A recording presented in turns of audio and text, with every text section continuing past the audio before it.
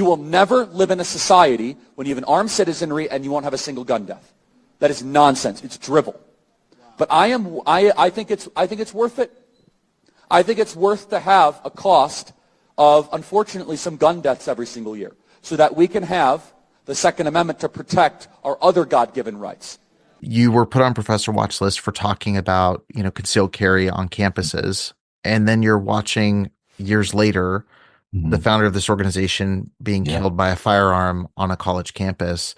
Yeah. I mean, how did that strike you as someone examining that? I mean, obviously, to immediately get ahead of this, he wasn't killed by someone with a concealed carry. It wasn't something that was exactly the same, but it's a firearm on a college campus. Oh yeah. I mean, a gun culture in America. I mean, how did that land for you as someone already worried about these issues and studying people who are actively, pushing back against them? I wanted to point out that, he travels with a security team, and he has mentioned many times that he owns guns.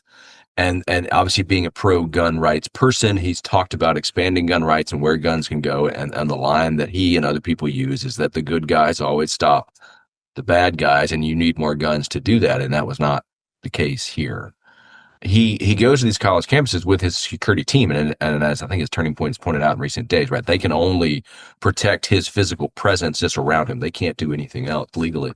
And so, and I don't think there was, known threats that they were looking for. I guess what I'm getting at is that we have a gun problem in the United States, both the amount that we have and the way in which it is regulated.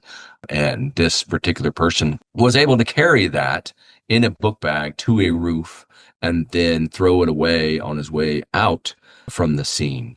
That tells me a lot about our gun culture. And I didn't want to honestly say all that in the days following his death. I feel safer now saying it now, a couple of weeks later, but it was beyond ironic. It was kind of surreal, absurd for that to happen. The way in which he was assassinated. If he had died in a car wreck or a plane wreck or something along those lines, he still would be honored and eulogized. But in the way in which he did, it rose the martyrdom rhetoric very quickly, and it has continued since then.